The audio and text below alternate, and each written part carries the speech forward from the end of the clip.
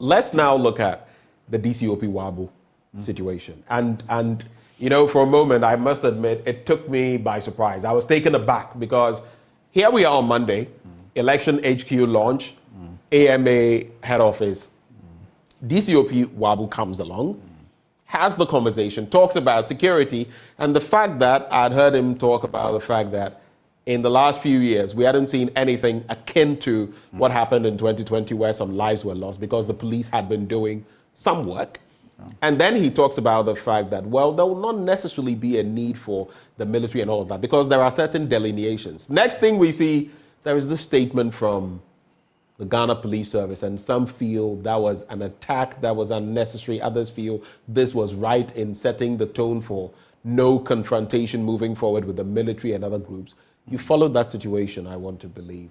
What is your take on the matter? One, what DCOP Waabu said per our security structure. Yeah. Two, the reaction of the Ghana Police Service and everything in between.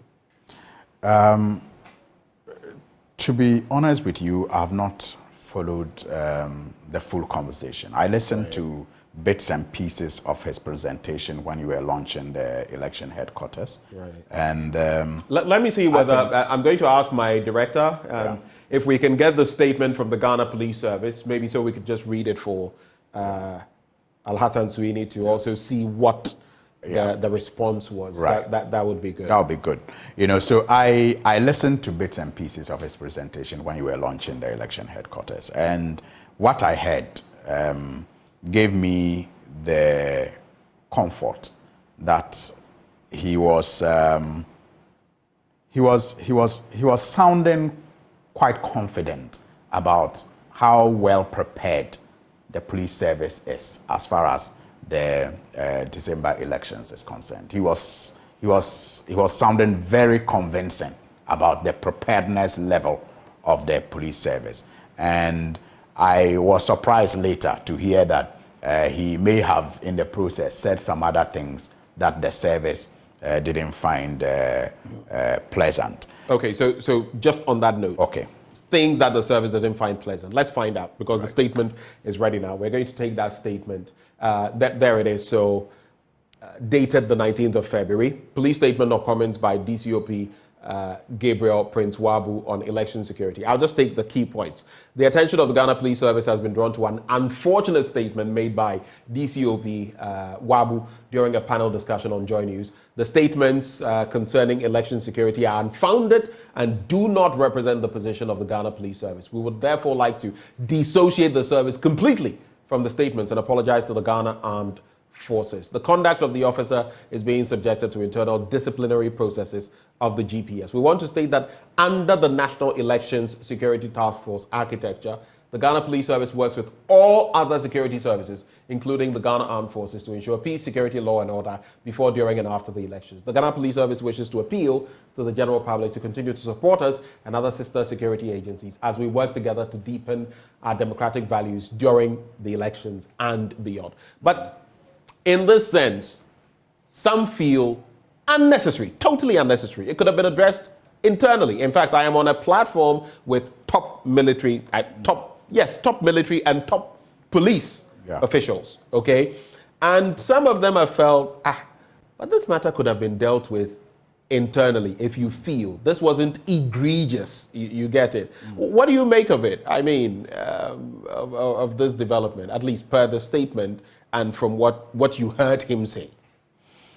Yes, I didn't hear the part he spoke about the no military involvement, so I'm not too sure how he couched it. Right. But we also should not discuss this without referencing the intermittent feuds that we have witnessed in this country between the police and the military and other security agencies. Every now and then, we have had situations where the police and military officers have gone at each other.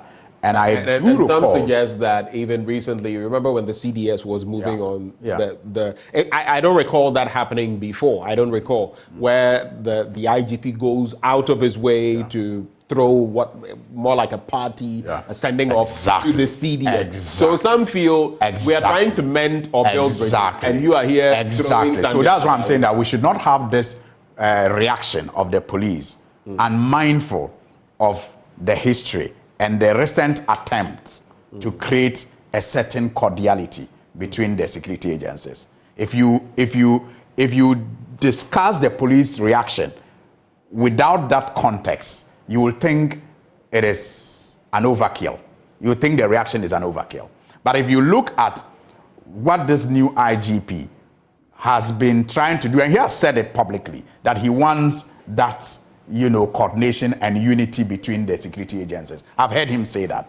I've had, reason to criticize him a number of times on a number of issues. But on this matter, I've heard him say that one of his activities will include bringing all these other security agencies together to work seamlessly together to deal with those feuds that we witnessed in the past. So if he has been doing that, and then his officer goes on a public platform as big as yours on an important matter, as important as an election, a make or break election, and the kind of security that will be provided. And knowing that we usually have an election task force, security task force, and the task force is not usually made up of only the police. True. But the minority has backed DCOP Waabu. Yes, I agree that. You see, but what I'm saying because is that if his comments were egregious, like I said, there wouldn't be that backing. But it also appears he's been thrown to the dogs to feed off him in a case that, whatever the case may be, could have been handled, per some people's thinking, more tactfully. Yeah, you see, that's why I'm saying that, look, there are a number of issues related to this matter. One of it being the history of the police and the military in terms of their relationship. You can't ignore that. The second issue is the effort by the new leadership to be closer than before. Then you have, as the politicians on the other hand, because of the previous elections, especially last election, where for the first time, lives were lost at polling stations. And it is believed that many of the arms that were fired by military men. We are cautious. Again, we cannot forget the Ayawaso by-election and the things that happened there.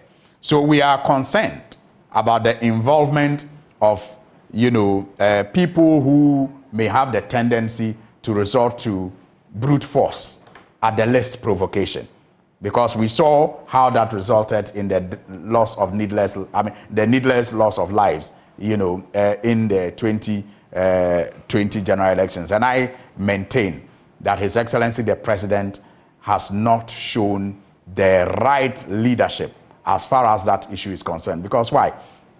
I was scandalized when during his victory speech, he referred to those lives that were lost as a few. I still cannot for the life of me understand why a president, after an election, for the first time, we have had people dying, will refer to such a situation as a few lives. And I keep saying that if it had been his daughter or his son, he wouldn't have considered it few. One is just too many. But he's gotten away with it. There is even no demand on him to show the necessary remorse and apology. Sometimes, to be fair, I completely agree with you on one human life is one life too many. But sometimes you would also say that in the heat of the moment, at the point where he was, you will say certain things. Maybe what you are thinking doesn't necessarily come out when you say, and a few lives were lost, without thinking, without implying that even one life is. Do you get it? It happens. But Ben, sometimes we should also realize that humanly speaking, these things happen, and it may not necessarily mean the president totally felt, it's just a few, and Ben, that is why we choose leaders. More is expected of you. That's number one. More is expected of you.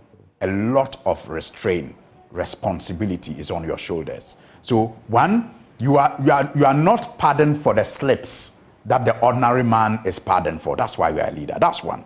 Secondly, but leaders are human. Yes. Secondly, they make mistakes. Secondly, when you make that mistake, show remorse. Acknowledge it and show remorse. He's never done that since. Right. So I am not going to make that excuse for him that it was a human failing. Because one, as a leader, I expect him to be in control of human feelings more than the ordinary person. But when it does happen, I expect him to show remorse and then we move on. But he hasn't. So I think that the way he handled that matter remained very abysmal. And I can't understand why, we have allowed him to get away with it. He has not apologized for referring to those lives as a few lives. And it seems normal. I think that it was. So as politicians, we are worried that, people who will use the, most force, brute force at the least provocation will be involved in the provision of security on election day. We are worried. And so for us, it would have been comforting. Politicians. When you say we, are you referring to the minority? Are you referring to? I'm referring to anyone. I'm referring to anyone who has an interest in that election. Okay. Because you never know. The lives that were lost, you were spared, but you were at polling stations. It could be you the next time, God forbid.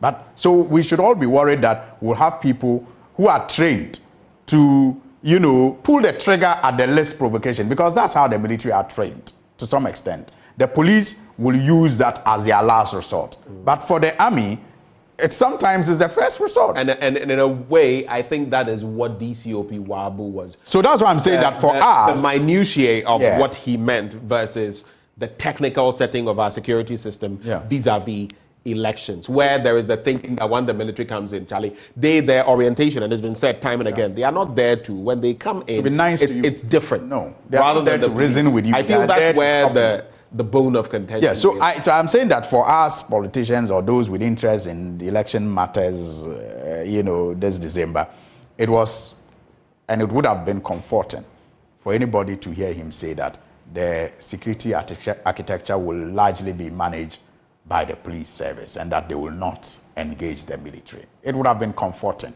because we know what the military can do, the excesses that they can, sometimes record in their attempt to restore order.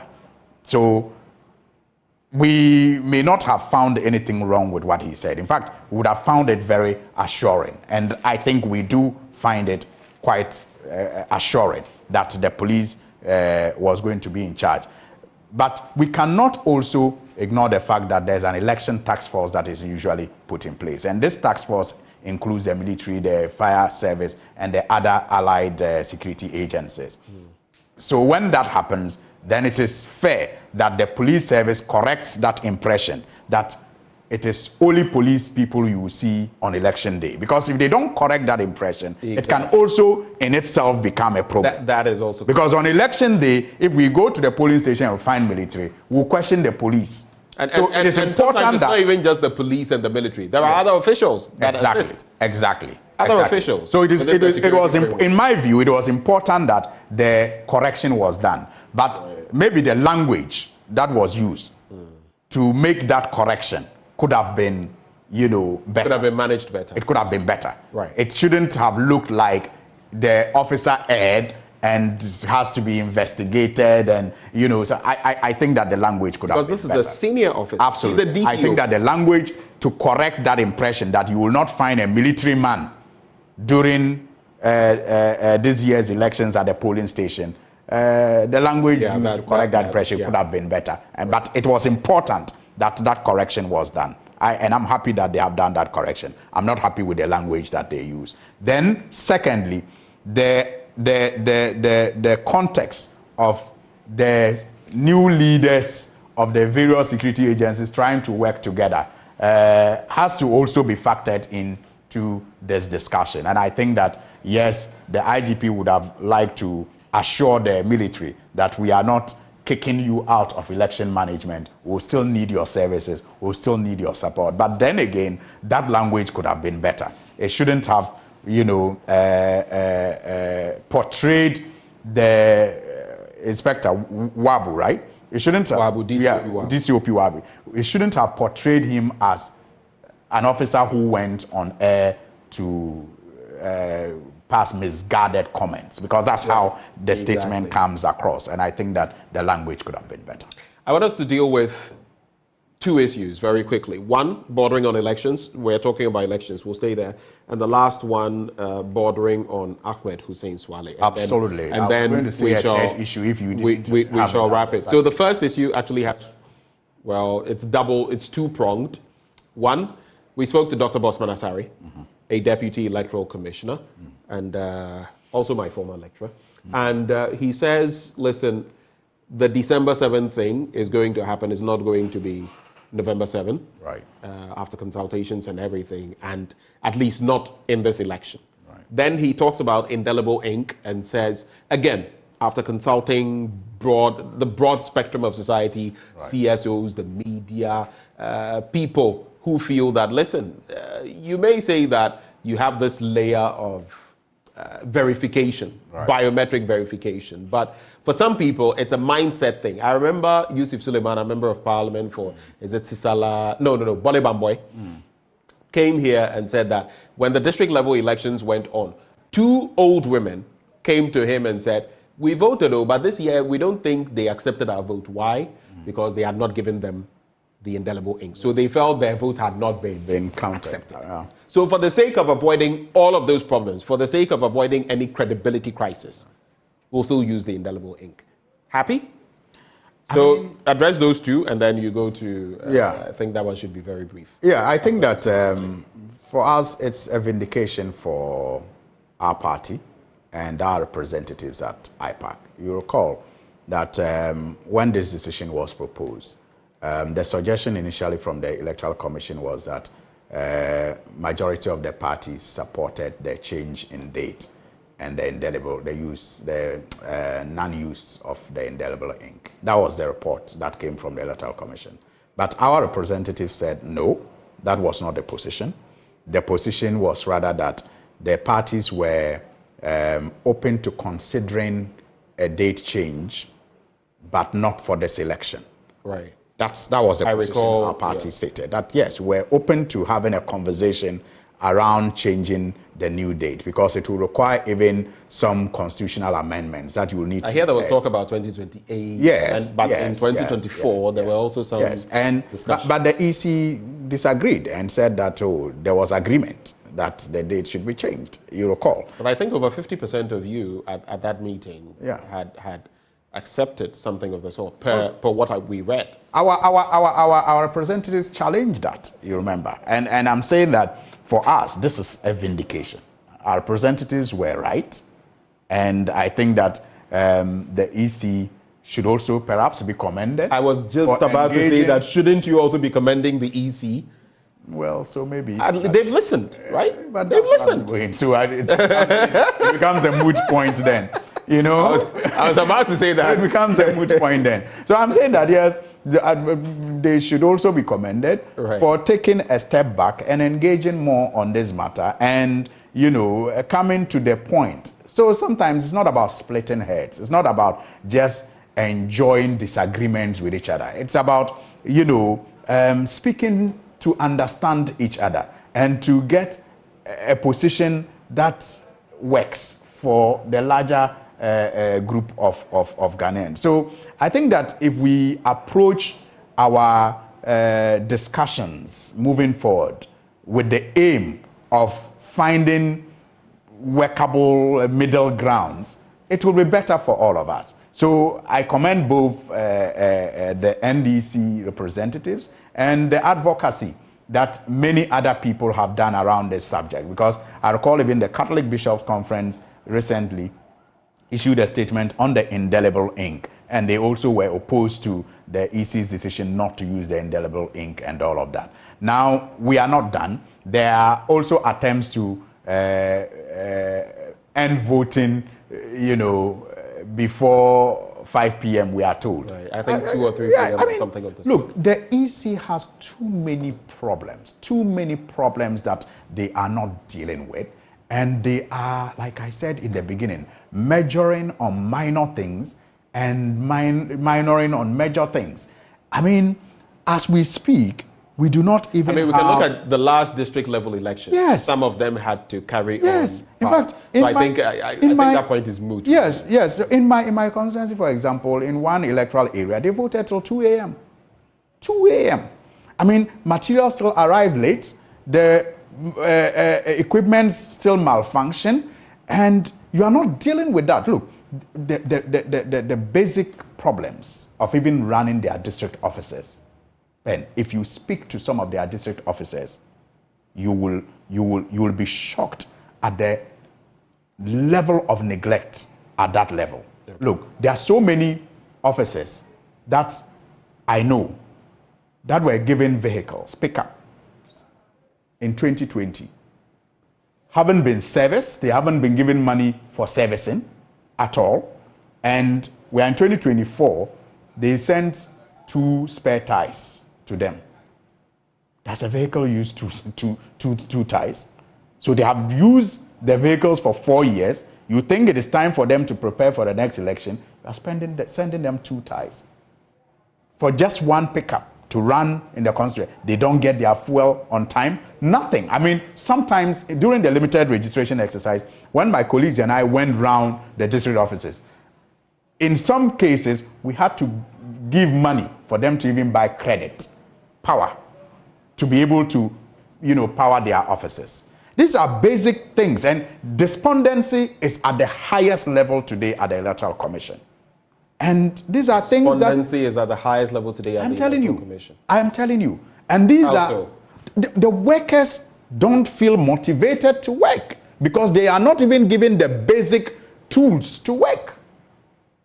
And these are the things that you need to fix as a leader of that institution. From Parliament, you can spearhead part of that fixing. What will you do? What we do is that we pass their budgets when they come. And they list.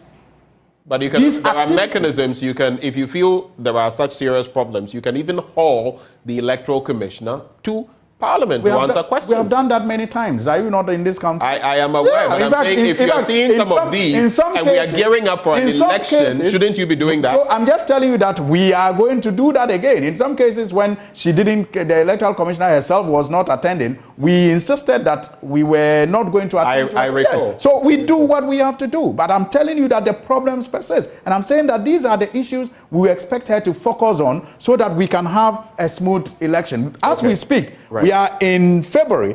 We are about 9 to 10 months away from the next election. We do not have a calendar of the Electoral Commission for this year. It's not out yet. And yet you are fantasizing about, grandiose projects and programs that will contribute, almost nothing to our we'll have more time. It's an electoral year. We'll have more time to do. So I commend